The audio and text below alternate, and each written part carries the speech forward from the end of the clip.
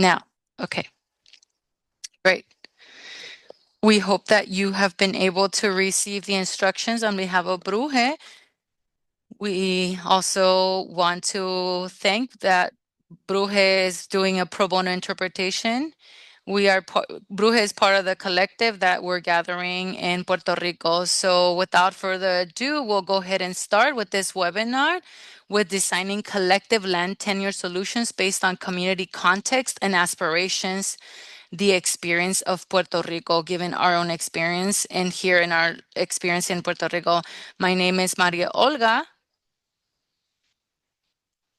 and I'm the Director of Citizen Engagement and Social Development at the Caño Martín Peña Land Trust, and I will be facilitating today's session.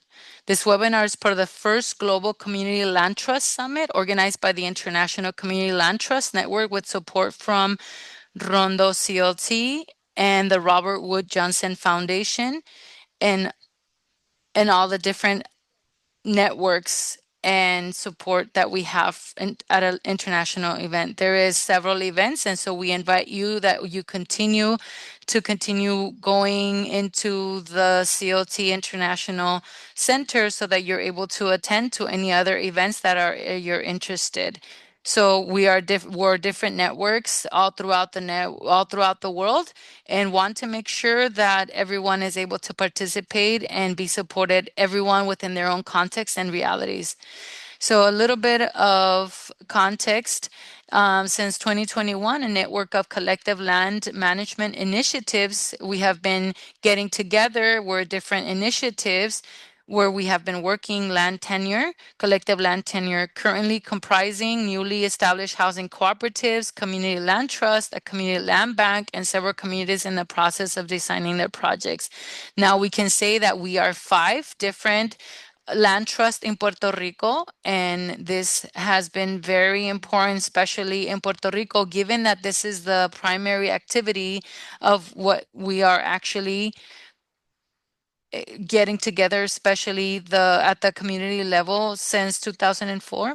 And since 2004, the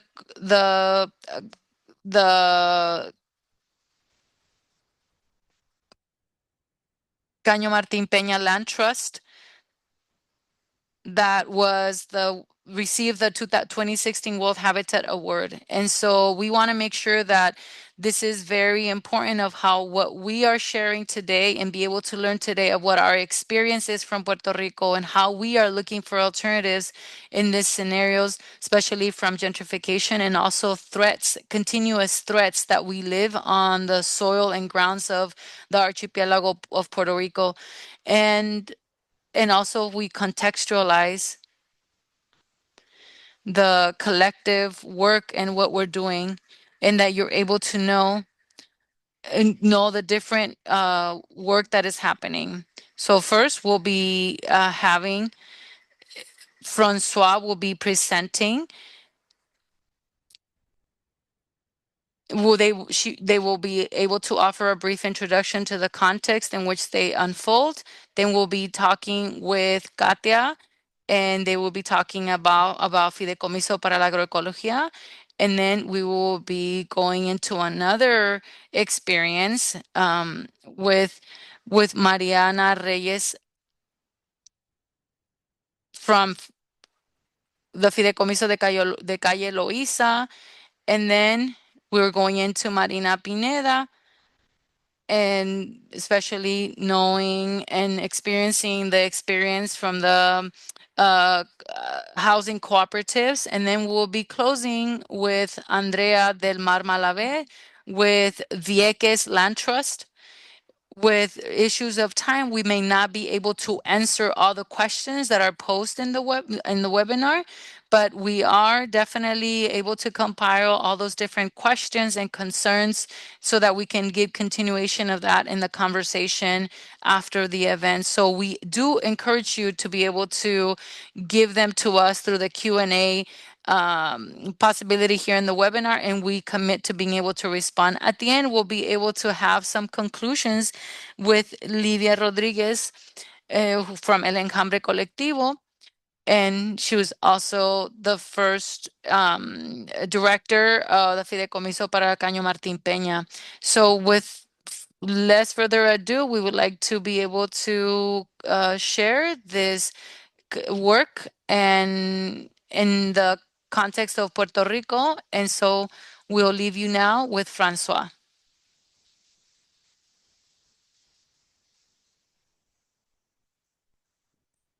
Hi, everyone. It's a pleasure. Next slide, please.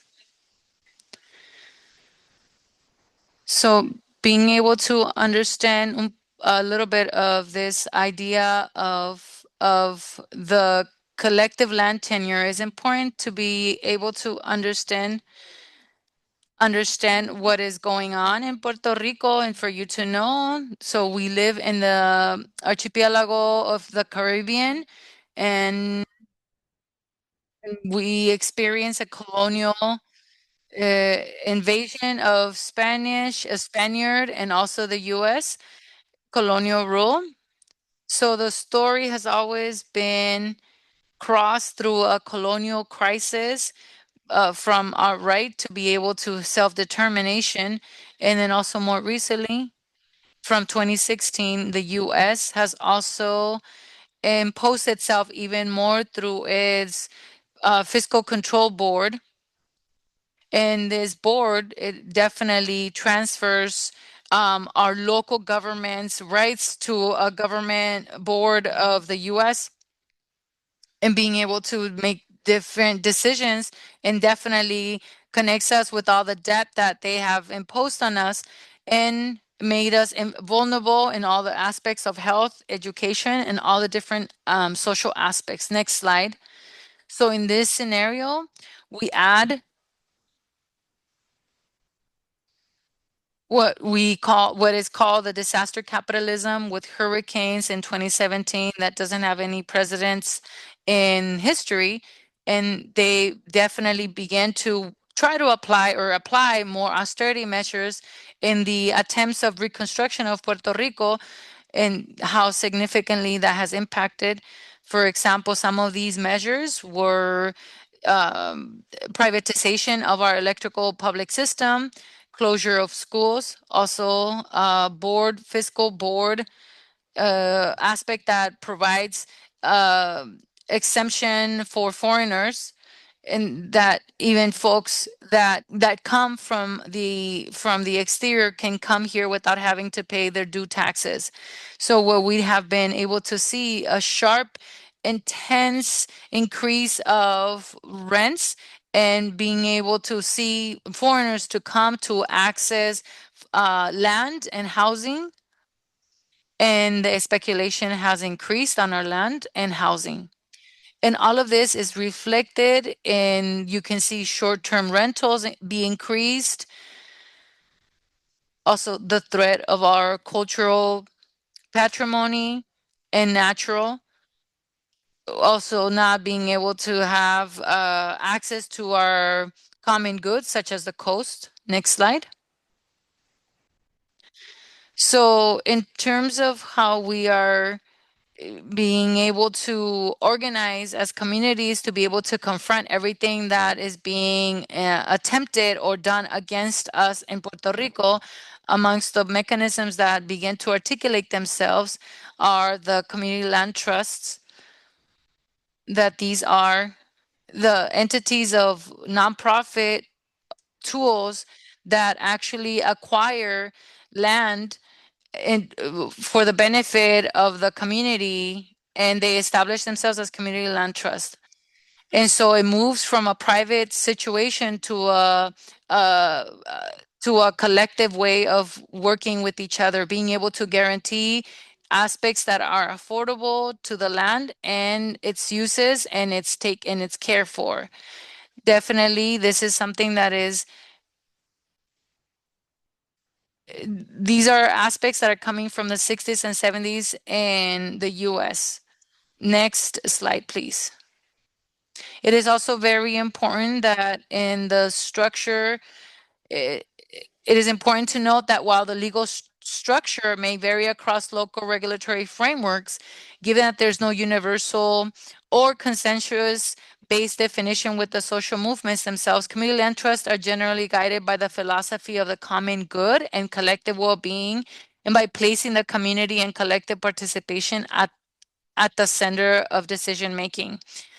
For example, in Puerto Rico, not all community land trusts are established in the same way.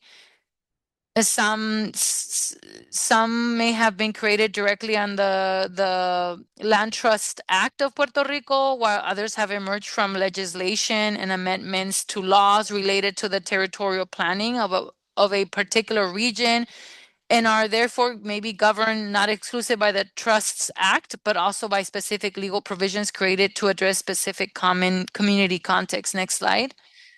Also, this search for this alternative of being able to have collective land tenure is also very important with historical context in the movement of housing cooperatives, especially in joint response against the problem of affordable housing and towards a common good.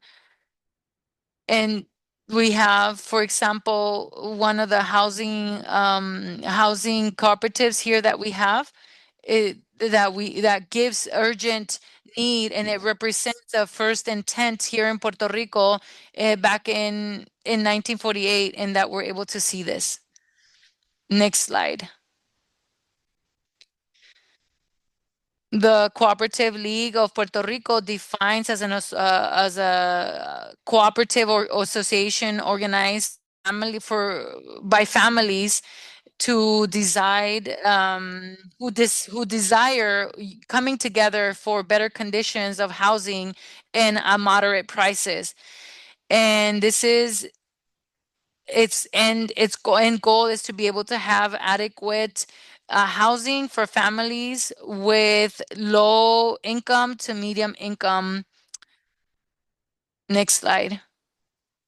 Therefore, the cooperatives of housing and the land trust, these different figures, judicial different tools and figures, definitely offered two different models of people being able to work together, of models for governance that actually give different alternatives of being able to have land tenure, and that we'll be talking about today.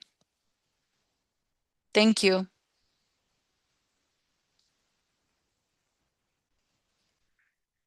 We give thanks to Francois for this great explanation of this context of where of land trust fideicomisos and cooperatives come from. This is a very quick review. We know that is very deep history of it in Puerto Rico and beyond, but that was very quick. But we want to then offer an example of different organizations that will be sharing their different work and their realities and how they have arrived and added themselves to the conversation and action of the different organizations to impact the archipelago experience in Puerto Rico. So now we would like to leave you now with Katia Aviles Vasquez, who's a geographer, research, and activist, and was also part of the team, part of Caño Martín Peña, and also is part of the director of the Fideicomiso para la Agroecología. So, Katia. Thank you. Welcome, everyone. Thank you so much, Francois. Thank you so much for that context. And so we'll see how what Francois did and shared with us has impacted us in the agroecology, especially agriculture experience. Next one, please. Thank you so much. So a little bit about the population that we work with. Most folks in our institute is of one of the first things that we actually were able to experience is you can see on the right hand graph is the actual sales is that more than 21% of people This is 2022, said that they have less than $20,000 in their cell for a three-person. So if we see, for example, the level of poverty, we can see in 2026 is 26,650 for a family of three. So we definitely see that the amount of people who are in poverty. So we see that the 21% of the farmers, who are in the census, they are under leasing land. So we take a census of just agroecological. They have of being able to be 30% of the ones who are leasing. And so this is very creates a very hard difficulty in being able to navigate. We are working with over 80 cases of the agrarian different situations. Only four, for example, they had only tenancy or land property. And so they created a very clear idea of the different things that we wanted to know and the situation that people were facing with agriculture. Another thing is that in Puerto Rico, you can say agriculture. It you can say that you're in agriculture for something for somebody who's like closely related to agriculture. So 3 to 5 different leases and rentals of agricultural land. And so we'll talk a little bit more of why this is important to understand. One, all the land in Puerto Rico that are left for agriculture, 95% of the actual fincas, they're more than, they're less than 260 cuerdas. They're about 0.9 acres or 0.9 or 39 hectares. So for us, that's a lot. And so we see that that 5%, and we take it to the amount of land that there is almost 50% of the land is on the 5%. Next slide. So that in part has to do with all the images that Francois was mentioning, is that all the short rentals that is happening is that pushing people to many other areas and high rocketing all the prices for the short rental or the way that the land is leased. And so we see that the land rental has been increased sevenfold as a factor of how folks have been displaced, and the different income that has happened, and of all the rural, it has maintained itself stable. It has only gone up to 1%. And so but all the other system, all the agricultural system has completely been dismantled or skyrocketed to be able to create agricultural industrial aspects. So we see in the right side, you can see the association of fishing because they wanted to make a reserve. Next slide.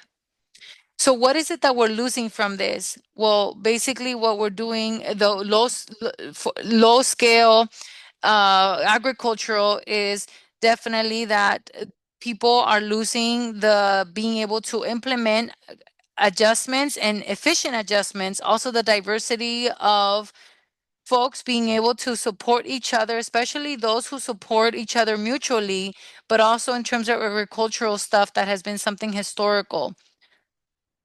So from the institute, basically we begin to think about what are the alternatives. Well, definitely one of the things that we think about. Well, let's talk about let's how we work collectively. Certainly the easements that definitely give credit ways to different farmers or encumbrances, and we begin to see that none of these two options were enough and sufficient to be able to work with what we needed. So we begin to see, for example, on the ancestral migratory patterns, we had to see other options. Or see also, we began to see, for example, in Barbuda, the practice of we belong to the earth and how folks begin to deal with and work in relationship to land collectively. So in this way, we constitute the Fideicomiso para la Agroecología, which is a sister organization to our Institute of Iyala. And we did this in the December 22nd of 2023, and we give out the surface rights of housing and surface rights of agriculture deeds.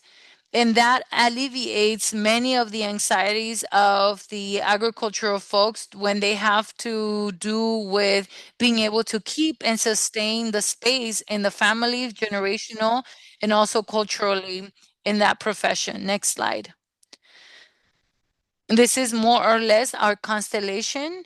We have over 18 rooted families. And one of the things that is most beautiful as an option in the Fideicomiso para la Agroecología is that we have achieved formalizing not only access to the land, but also to housing. For example, we have a farmer who living in a tent in the land that they were, and they couldn't invest in the creating a concrete house because they couldn't receive anything if they didn't have their deed or a title for the property. So in the process that we've been working now the tent that they had now has become actual a house with material. And so now being able to being able to settle ourselves and root ourselves in our deeds with our surface rights so that we can actually have this security. And the most beautiful and most important thing is that so that you can have sustainable and food security is being able and being able to have this specifically with our farmers is being able to know that there's a strength and also security that people can invest and I can actually try and invest in our own lands. And so Fideicomiso para la Agroecología, we see, for example, a school and workshops and investigations that we can actually share knowledge and being able to combat climate change. So I'll leave it there. Thank you so much.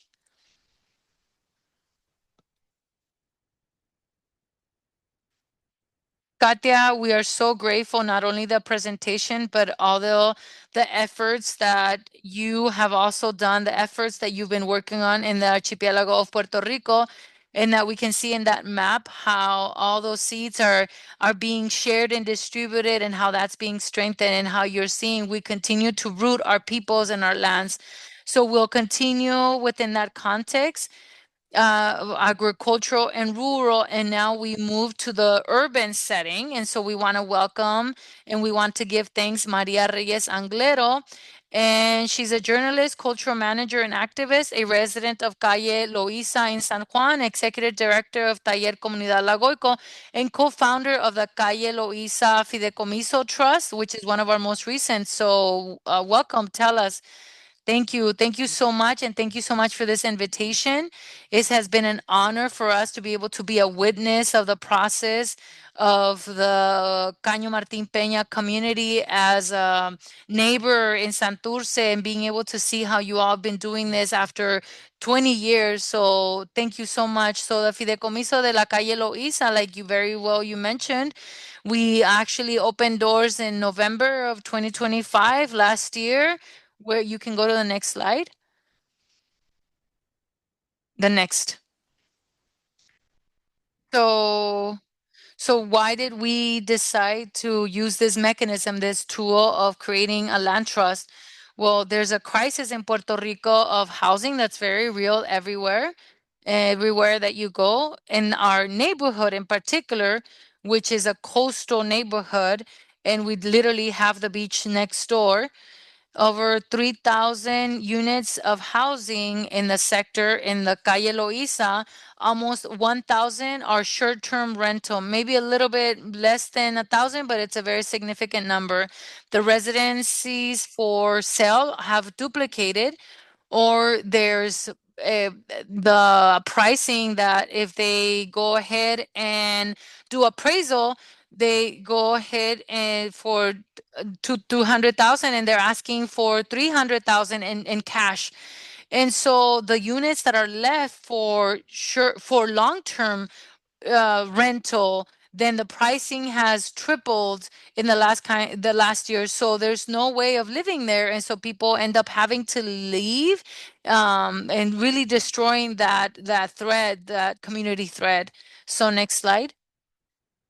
So, what is it that we are defending with this brand new, newborn land trust? Well, the right to be able to live in the city and community, the existence of the community itself that is at risk of disappearing, that is threatened for lack of spaces that can have realistic pricing costs for the people who work and live in Puerto Rico. eh, And that the rent prices that are seen in our communities is that basically what one person earns in an annual income. It's the dismantling of the another risk is the dismantling of our community, including our our neighborhood that is a mixed neighborhood with commercial and living residency. We also see the fact of not being able to have dignified housing. For example, the issue of water. I don't know if there's actually water or not water. That's an issue, a constant thing of I don't know if there's going to be water or not water when I get home. So, what are the possible consequences of this actual landscape? Well, the actual displacement, almost complete displacement of the community. We're still having to see what are the efforts that we are going to be doing with this initiative that we've started. But what we are attempting to do is actually being able to stop this displacement that we are seeing. Why did we decide on collective land tenure? Well, this is a tool that is legal and that we can actually use it in the midst of any scenario and for us. And so we did it for a public deed. And this was not done through the Puerto Rican Trust Act. It was through the public deed. And so we can rescue or defend any space with our efforts to really be able to stay. And of course, being able to know that what one of the ways that is that we seen efforts and efforts like the Caño Martín Peña that are also in this neighboring community, and so we saw this as something that's possible because we've seen other neighbors that are be able to change and shift their lives and secure their lives with these mechanisms. So what are the considerations? Well, we have taken other actions that we don't just leave it at the land trust. Well, with the roots that we've identified in our community in particular and in Puerto Rico in general are very specific, including the lack of regulations for short-term rentals, and that reduces significantly the available housing for people, and also working simultaneously with our land trust with many other groups to be able to create public policy with those ends, even though currently there is no environment for that are in a political context, but we keep on working towards that direction with other communities of San Juan and other locations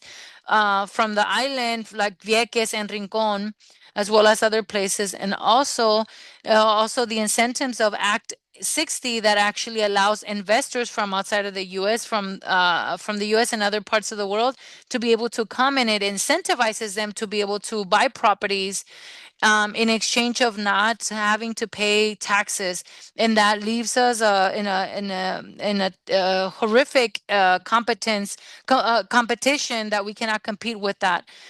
I think there's one more slide. Yes.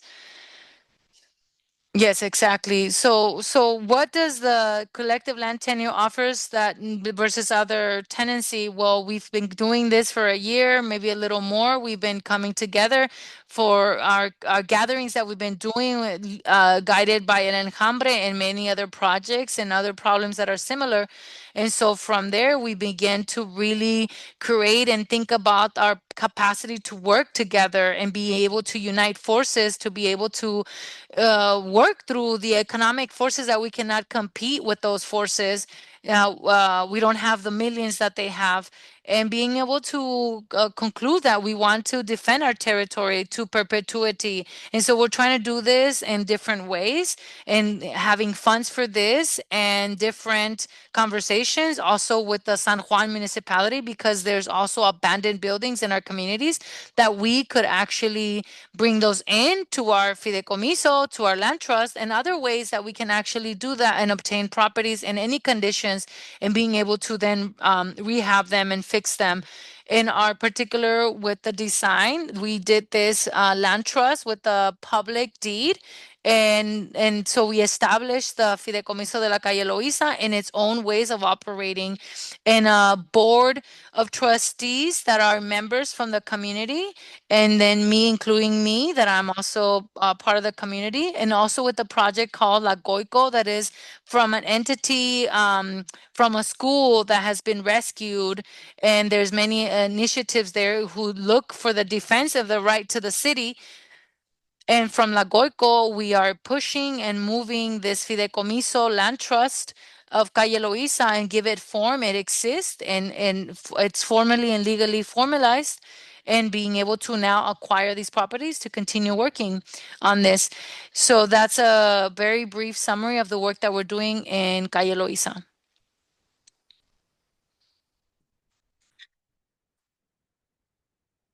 Thank you, Mariana. Thank you. So the same way that Mariana is sharing the different experiences, we're giving very brief summaries. Everyone has their own much longer stories, and you can look more in their own different social media and web pages. And you also can go into CLT. There's different information there, and being able to go into these different initiatives to be able to continue sharing all their different experiences and deepening on those relationships with other groups and other collectives that are exploring alternatives to be able to transform their reality. So from Santurce, we'll go to the university area, to the heart of which is the heart neighborhood of the University of Puerto Rico here, which is in the town of Rio Piedras, a municipality also that conserves its own characteristics. So with this, I leave you with Marina Pineda Shuk, a graduate of Sustainable Community Development Program at the University of Massachusetts and Vice President of the Cooperativa La Torre de Sofia. Welcome everyone. Like Maria Olga mentioned, we find ourselves at the heart of Rio Piedras, the university's neighborhood town. And this is photo that you're seeing on this slide is the image of our building. Our building was acquired by some investors from Act 60, as has been mentioned, and basically we confronted the same problem. So it was acquired 2023 by investors from Act 60, in which they increased the rents by up to 80%. Basically, all of the residents at that time, they had to leave. They were displaced from their homes.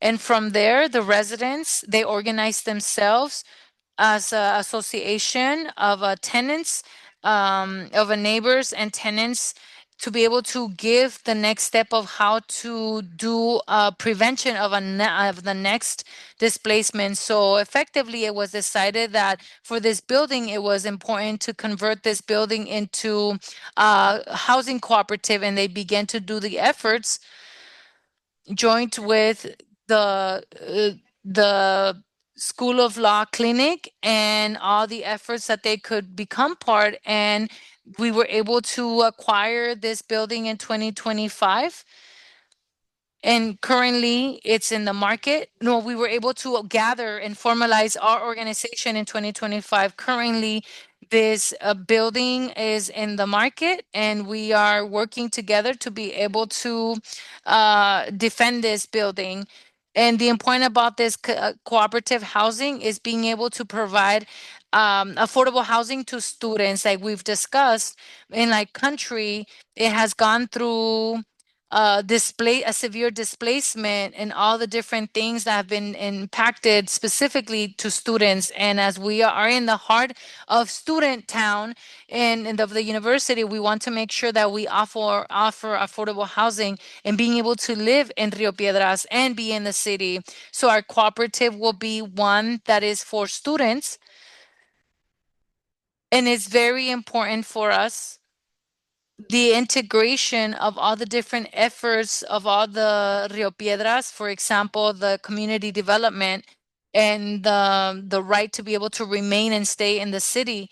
And because we've also seen that Rio Piedras is heavily impacted by gentrification and high cost leasing and it being becoming impossible for students, and so we join ourselves with all the efforts of being able to stay and that are happening in Rio Piedras. Next slide. So as I mentioned, to be able to provide this is a photo of one of our day that we incorporated ourselves formally as a cooperative, as a housing cooperative. You can go to the next slide.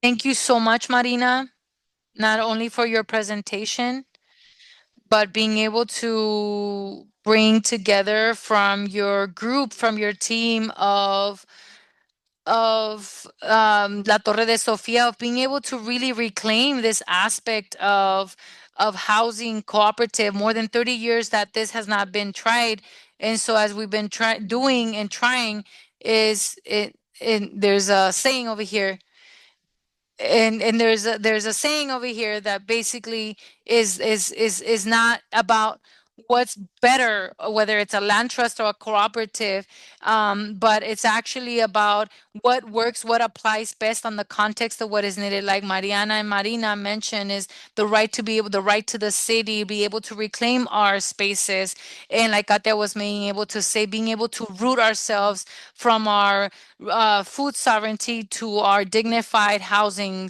rights. So our last presentation that we'll be having from of our projects is in charge of Andrea del Mar Malave Molilla, who is part of the Alianza Mujeres Viequense, a graduate of environmental sciences and co-founder of the Tierra de Valientes de Vieques. Trust of the Fideicomiso Tierra de Valientes de Vieques. In case somebody doesn't know, here we're an archipelago in Puerto Rico. So now we're going to our Vieques, which is part of the archipelago of Puerto Rico. So now we go to Andrea. When greetings, everyone. Everyone, it's such an honor for me to be here and being a spokesperson from this amazing effort and project of our community. This is a municipality island and difference from other municipalities from our archipelago in Puerto Rico. We had the disgrace of having. We had another aspect of displacement in 1940s. We had an expropriation and displacement due to the military intervention for the use of a practice land for our land, 33,000 cuerdas that need that and you can go ahead and do the switch of acres in that, but it has 33,000 acres. In the marina, the Marines use 26,000, and so in the middle, only people from Vieques were able to live there. And so this was important to know because until 2003, that they ceased the bombardment due to the social struggles and from the whole world coming to support. This next step is done for this next development in Vieques, but it was not considered a sustainable housing plan or for people who were living there that were survivors of a war, basically because basically it was with live ammunition that was practiced on the land. So different people, the land was transferred to Fish and Wildlife, different entities that were, and so that's where we begin to have a lot of hurdles. We can go to the next slide. From 2003 to the current date, we have been surviving and in struggle, engaging on the displacement, not only because of the military, but also because of the tourism. Vieques has the most bright bioluminescent lagoon and has spectacular beaches, and it has a very important point of tourism. So for people from the Act of 60, it's a niche or attraction for these people, these foreign people with a lot of capital of money, where they come to Vieques simply to develop different or multiple short rentals, and that they leave us without housing or simply accumulating ourselves in public housing that also there isn't that many. The federal housing has abandoned three of the public housing that exists in Vieques. And so we're in conditions of crisis due to the high cost of housing, and also for the very little action of the government, whether it's the central and the municipal government, because they don't give us an option of being able to stay in in our spaces, but they basically force us to displace. They force us and displace us, because there's no post-secondary education. There's very little jobs, so we accumulate the insecurity also of food insecurity and the scarcity of dignified housing and secure housing. We can go to the next slide. We have committed ourselves in being able to create these spaces and being able to steward these spaces for the Viaquense people. In 2020, the short-term rentals, that was 74% of the unities that were in lease. That is a high level. There is nowadays much more, but 2023, 50%, 53.2 were living in the poverty, under the poverty level, and that was the majority. And the low income medium was about 14,000. What happens? So basically in 2026 that were built on land, they were like three from 300 to $500,000 are the land plots for people who live in the island and give all of their life and cannot buy that. There's definitely a big disproportionate of discrepancy of how we're able to see the options are not viable for housing currently, and this is divided in these categories. Central government is the red. So the red and on red letter font is central government. That's who administers, the central government administers this, even though we have a municipality island. There's private corporations, and they also live and rule in Vieques, and they're also part of the fiscal board, but it's not affordable for the population, and that they don't have models that are just for being able to transfer land to the people. They let themselves be guided more by money, and also that you're not from Puerto Rico, and they don't guarantee fair housing. Then we also have the municipality of Vieques. They end up putting them in auctions illegal ways, and that people to that we don't know, and that we don't know the bureaucratic process while people are asking and demanding for a housing. And then we also have the private sales from the possibilities that could look like we could be able to acquire a housing from a neighbor or somebody who died. We have big issues because many of the plots or parcels, their inheritance, and they were not segregated, and so then it's people who don't, because of this, oh, we're five different siblings. They're not in agreement, and basically, the house stays without nobody living them, without nobody selling them. And then, in addition, we also have a lot of Vieques rescued a lot of the land that was used by the Marines, and there's a limbo within that land, but they sell them without deeds and without housing. And so it's a very high cost of of building in Vieques. And then plus being able to build a deed, getting a deed, even if you've been living there for over 11 years. And lastly, the realtors, that they have a monopoly and that they don't let that the sales or that the cost of living be affordable. They raise it to high numbers, that they are ridiculous numbers, because we see how there's no houses. We have to reconstruct the houses. But if there's some people who can buy it, they simply laugh. They give in to that and they laugh about it because somebody's coming from the exterior and they have the funds to it. So basically, in the map that you see, the clear blue is where we live. So the dark greens is where the Marines, for the practice, the military practice. The darker brown or or green is being used for the warehousing of bombs, and there's no plan for development there. And you can go to the next slide.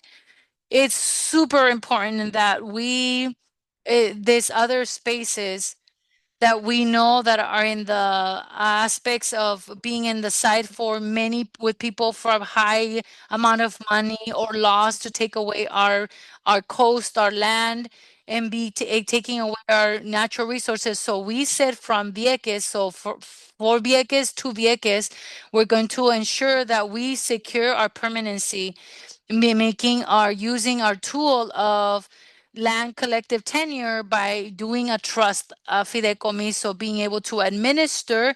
We are a group of community organizations that it's been many years for us working together, which is Alianza de Mujeres Viaquenses, the Archivo Histórico de Vieques, la Comena Cimarrona, and Yucayueque Beques. And so we have a story and we have a rooted aspect of we know what we need, and this forms itself as the need, and also from the pandemic, from the earthquakes, knowing that nobody was going to do this for us, so we ourselves had to do it approximately 2022, since 2022.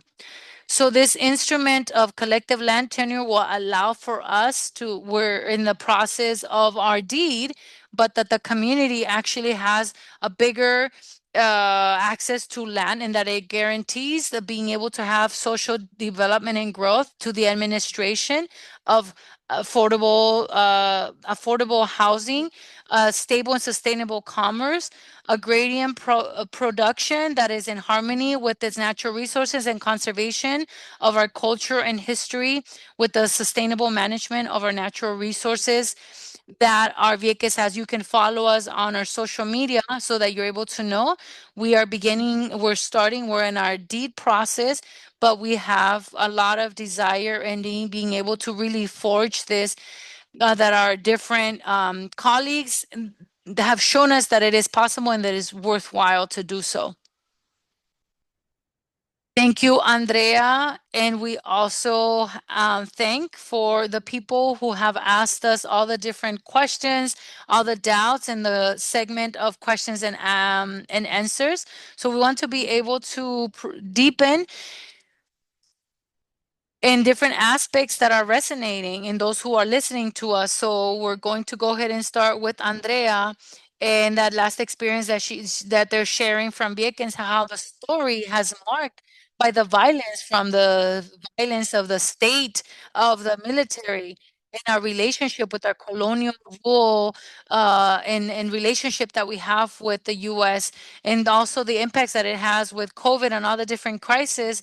And it was also at the international level, and also we lived an experience of a series of earthquakes. So how was that experience, Andrea? It's various collectives that make up this fideicomiso, this land trust. How is that process of coming to agreement, of designing, well, yes, deciding that it is the land trust tool in those initial phases, that I know that you are beginning your story, but you all have done a big path here already. So if you can share with us how you have started, if you can deepen a little bit more on that regards, Well, so to be able to be very precise is that in 2022, the municipality did an auction in such a illegal way and against the Villaquense population community. It was so abrupt and it was so violent, and it was like an awakening for us to be able to say and recognize that the government in that our municipality was not going to be doing anything for us. So we had to be the ones who actually determine ourselves to actually do something, especially that we had been doing a lot of other movements and other front lines. And we have been talking about cooperatives or a land trust where we can actually be us, the founders and the ones who the decision makings from our social, economic decision makers and our land trust amongst all the different decisions like the Caño Martín Peña. And we also mentioned, we've talked about Fideicomiso para la Agroecología, and we saw that this was possible and that through the time this was possible. And so we did this approach with pro bono from the University of Puerto Rico Legal Clinic, and we actually long live the public education, and that we actually go ahead hand on hand to be supported working with this and supported that they've been doing this for years. And Mariana, who's also worked with El Caño, nourished us and gave us a direction to what is possible. We can do this. These are different things that we need to do, and we have to organize ourselves as collectives. We had to come together. That even though each struggle is its own, its organization, it's its own thing, we had to really come together and be like, what connects us? What makes us want to stay in Vieques? And how can we then stay in Vieques? So we then had to have very strong conversations, very interesting at the same time. But these conversations, it is what nurtures and really makes the fideicomiso. Sometimes conversations that were very possible.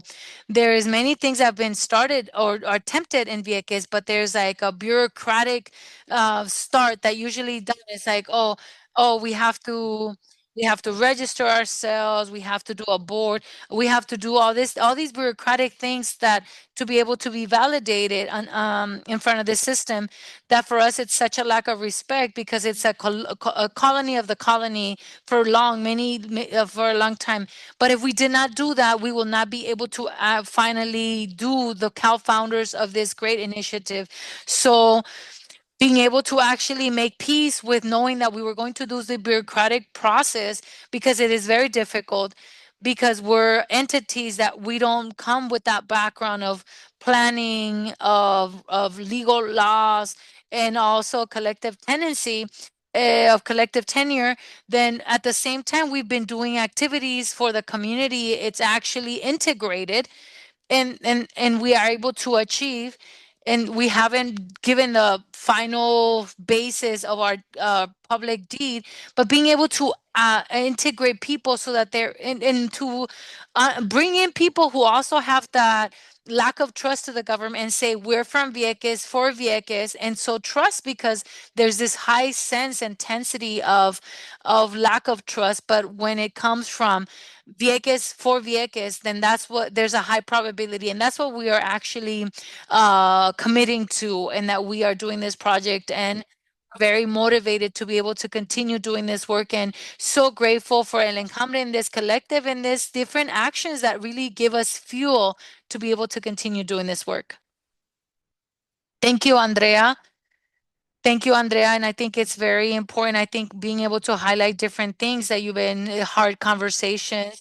You mentioned bureaucratic processes. You mentioned that it's a long process. It can be slow, that there's sometimes there can be a level of not wanting to do this anymore, or how do we actually move this project forward. But it is birthed from our curiosity and our heart. But also very important, something you mentioned is a collaboration, and how we can knock on the doors, and how do we get other people who have knowledge, who can actually nourish and nurture the process that each group has along those lines. And with it, and and a lot of very superficial brushes with a lot of this, but want to touch base with Katia and Marina in this line of what learning experiences have you thought, maybe what are the contents, what are the different experiences, so that folks when we heard Andrea, it's a long path. It takes patience. It takes uncomfortable conversations. It takes about conciliating positions. We're not always going to be in agreement. And so I leave you to Marina and Katia for you can give a little bit of lessons learned in the process, how you've been learning.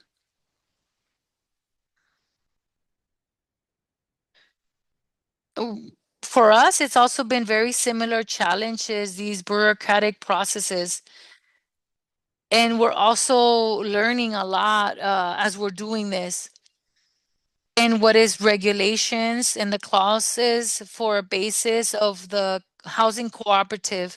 And that took about a year and a half of various meetings where we would create our our regulations and our bylaws, and so constant revision and review. And also it took a long time in the internal process within us, and how we wanted to form this, what structure we wanted to give to the housing cooperative, how did we want to function internally, because there's so many opinions, and being able to resolve conflict and amongst us, and also in long term.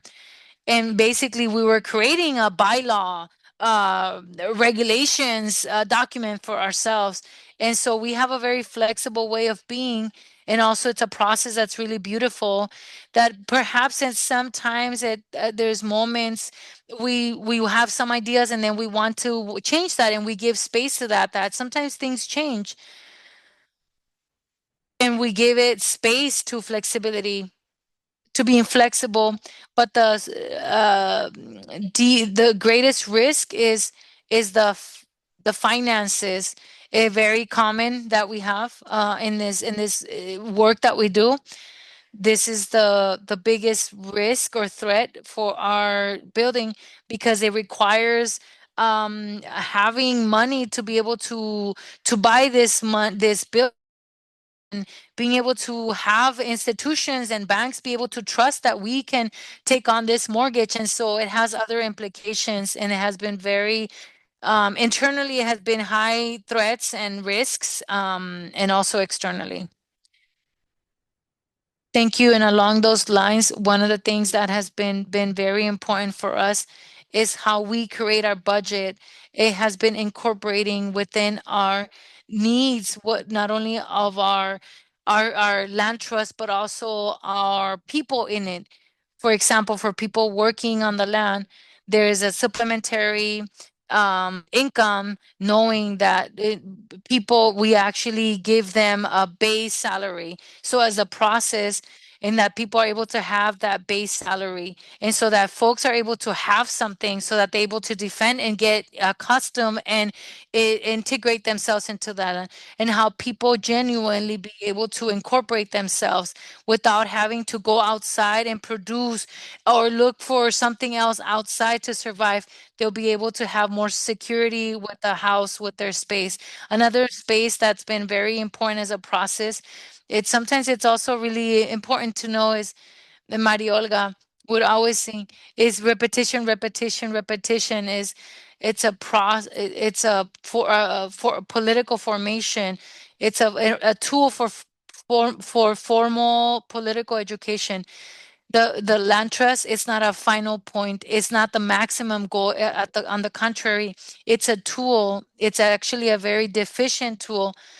And also we see it with the act, with the law, that 1213 is being able to, how that is impacting all of the it challenges all of our land trust to the supremacy of that new law, and also puts at risk all of our natural resources, and even the college of of lawyers, of attorneys, and how they're bringing this. And in terms of the lessons learned from Caño Martín Peña, what actually kept that the not what kept that when it was attacked, the Caño Martín Peña, was the people, not even the legal aspect, but the people kept the legal clinic together so that we were able to do this, not even the legal law that was made for the Trust Act.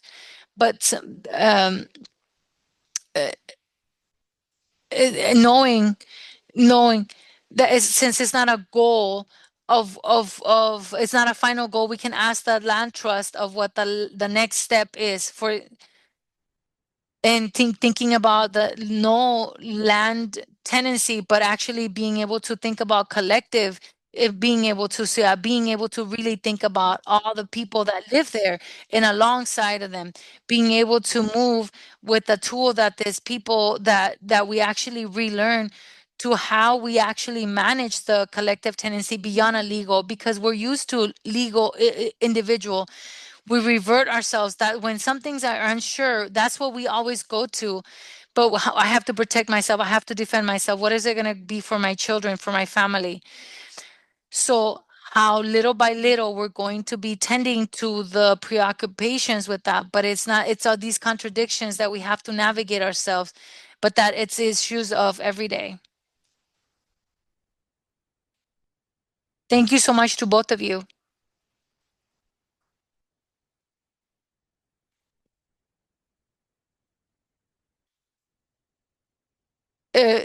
For those of you who may not know, we have some issues with the internet. So the camera is in one device and my voice is another device. So some aspects that we can bring up is we learn as we do. Sometimes we have solutions to the problems, but we don't know. We have to try that solution, try and deal with that problem, and we try doing. And so all the experiences we have, and there's so many lessons learned in the action, and we cannot lose that perspective.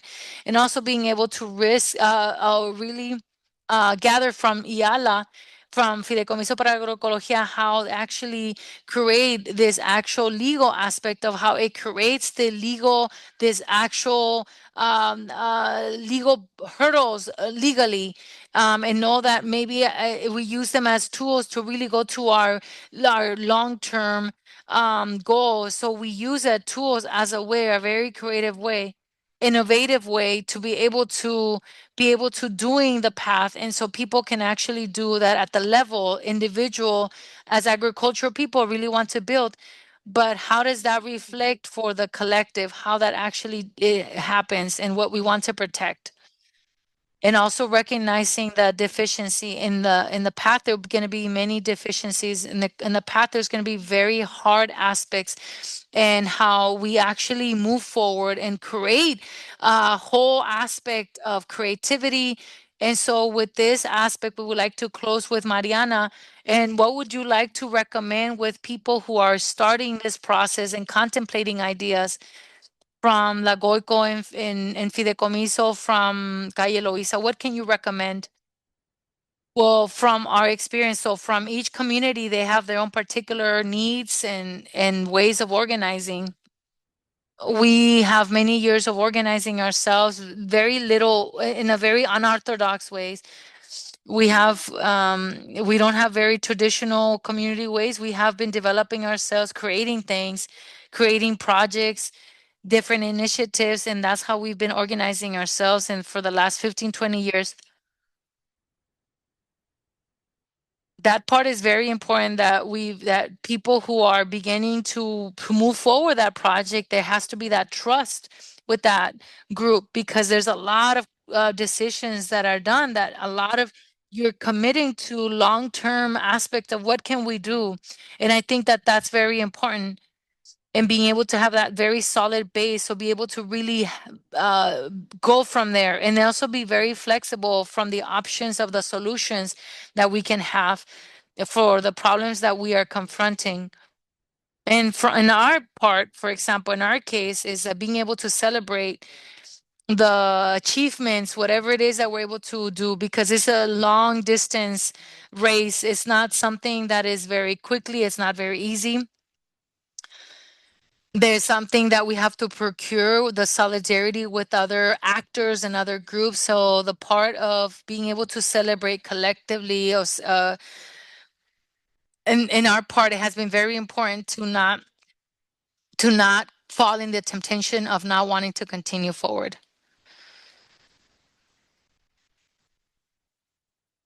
So Mariana, we have this lesson of being able to celebrate the small achievements. The path is full of great difficulties and challenges, and being able to say, "We we're doing this, yes, we're in the good path," and celebrate this in community and in collective ways.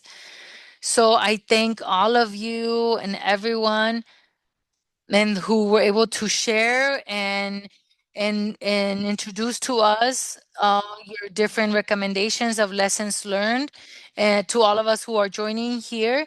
Now, I would like to leave you with some conclusions with Livia Rodriguez del Valle. She's a co-founder of El Enjambre Colectivo. El Enjambre supports organizations so that we continue gathering people and be continue working together and being able to deepen in the looking for different alternatives and being able to accompany different groups and efforts. So now, Livia, with you, thank you so much for being part of this group. Well, thank you so much for everyone for all these reflections and for all your presentations and all your work. And Ben, if you can share some of the slide presentations that I have here that I've been working on before, and then some that we were doing as we were doing this. And definitely some of the, well, I want to now show some of the lessons in the process of what this topic is and this conversation is of the designs that have been carried out and shared here. Always, I think basically clearly it's the knowing that the instrument is not the end in itself, but that it must be able to adjust to the context and not the other way. So it's very important that these instruments is that we need to adjust them to the context. And so there's many different ways that this happens. And so of how we organize ourselves in the collective tenancy. For example, Loisa has shared about, for example, being able to interrupt the short-term rental or that Loisa has shared, or Fideicomiso para la Agroecología has shared, of the rural aspect or the construction of housing, like in Rio Piedras with our the housing cooperative, and also Caño Martín Peña, being able to regularize the collective tenancy and being able to say who are the protagonists of these process, and being able to say, so we can talk about geographic community for like Caño or Loíza, or group of people who share particular characteristics like the Fideicomiso para la Agroecología. And so we'll see next. Another matter that is very important is that knowing that that is very important is the context. We've talked about the legal framework, the history, about the actual pressure of real estate and the political situation. And so this is very important of what we want to do and how we want to do it. And the other thing that our colleagues here share, our compañeras share, is that various alternatives based on the needs and the aspirations that they've identified. And they have been able to see possibilities, and according to that evaluation and assessment, and in this time, it's been in a way that has been a participatory assessment, a protagonist involvement by those who are impacted. And they've been able to actually take a participation by deciding whether it's a cooperative, what type of cooperative cooperation, which is if it's a housing, so or what is it, or to build the objectives that we want, etc. Next slide, please. We've also seen that once the instrument is selected, we're able to identify the tools that allow being able to adjust it and apply it to the means that are necessary for that community. And so there's many questions along the administration. So once we have the land, the land in spaces that we're doing in housing, what is it that we need? So what is it that we need to be able to reach what we need? And so in the land trust, for example, we talked about superficial surface rights, or other aspects that we can actually guarantee to each other of what wants to do. Well, what happens with the governance structure? So who decides? Who has accountability?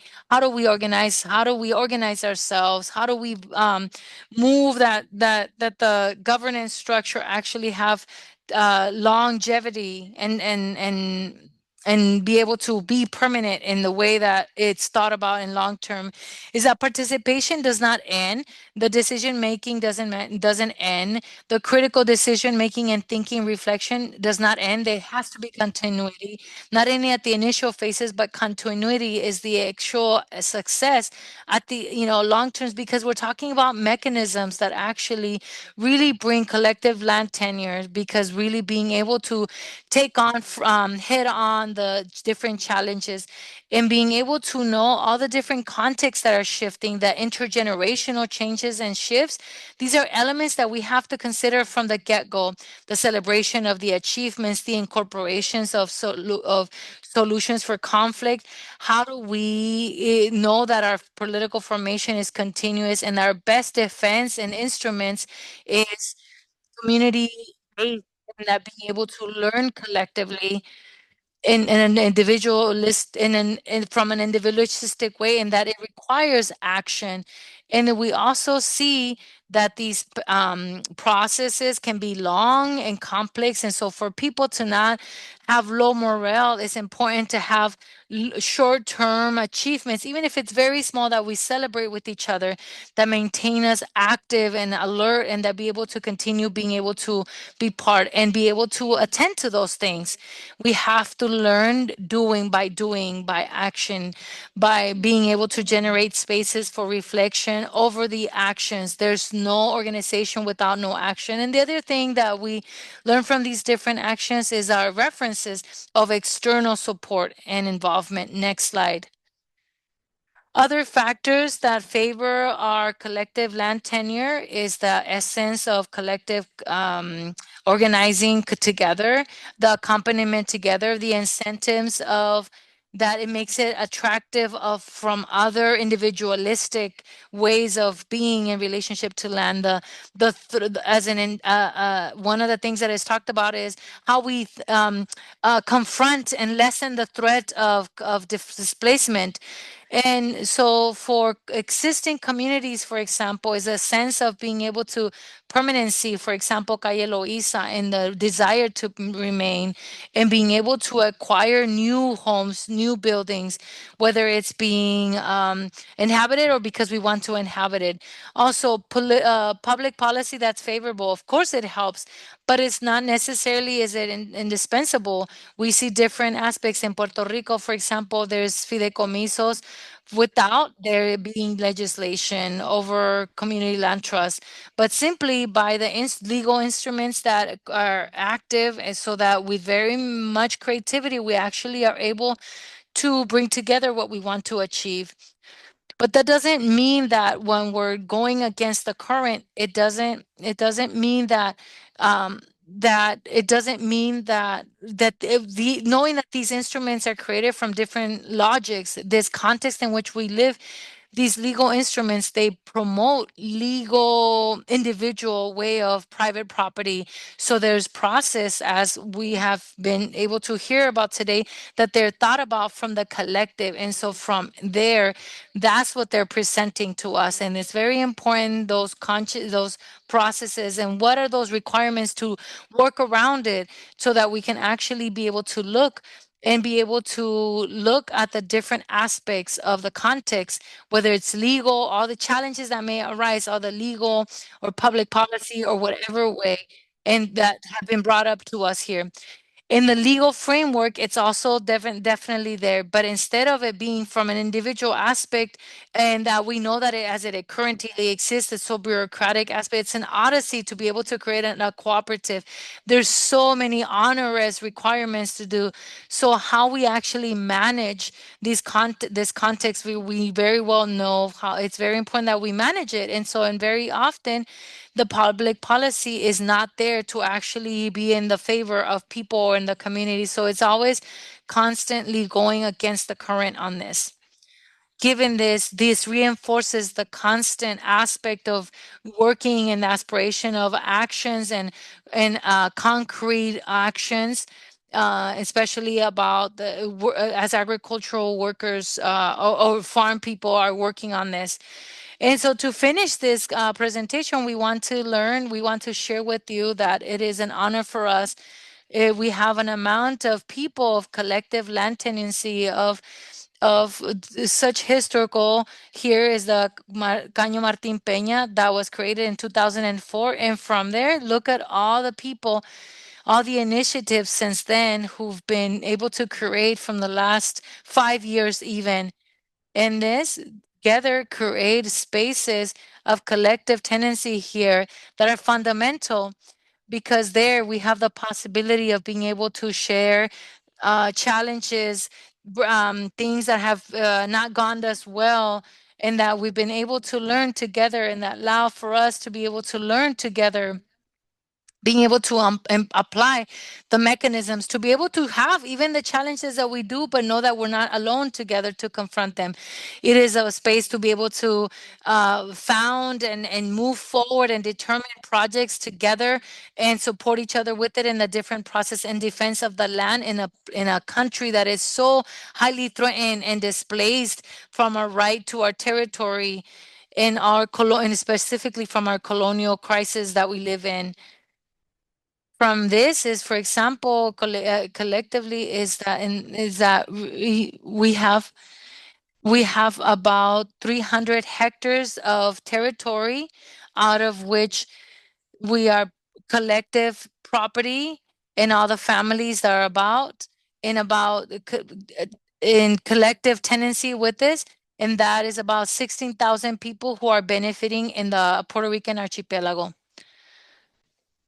And we also want to let you know that this group from Puerto Rico has been connected with many initiatives from many other countries like Latin America and Caribbean, where there's so much interest in being able to be promoting the collective land tenure and specifically in urban settings like we were discussing today, but also there's a whole history of collective tenancy that we have so much to learn from in Puerto Rico from everyone else. So this exchange, letting it be that it's not just local, but being able to share across the different territories and being able to share with all the different regions. And so with this, we'll leave it at this. And we hope that this webinar has been to great benefit to everyone. For folks who wrote their questions, know that we will be writing to you all in the midst of the next days, but we'll be answering and responding. We welcome and we definitely thank all the participants who were able to share, and for all of you joining us. Maria Olga, you can take the mic again. Well, thank you so much and so grateful. Like Livia says, thank you so much for the time to be able to connect with us. Thank you so much for the compañeras that presented, but not everyone, but all the groups that they represent, all the communities that they represent. And know that in Puerto Rico, and for those of you who are not from Puerto Rico, you have all of our support and as an allies to be able to promote the collective tenancy and the defense of territories. And for those of you who are in Puerto Rico, you know how where to find all of us.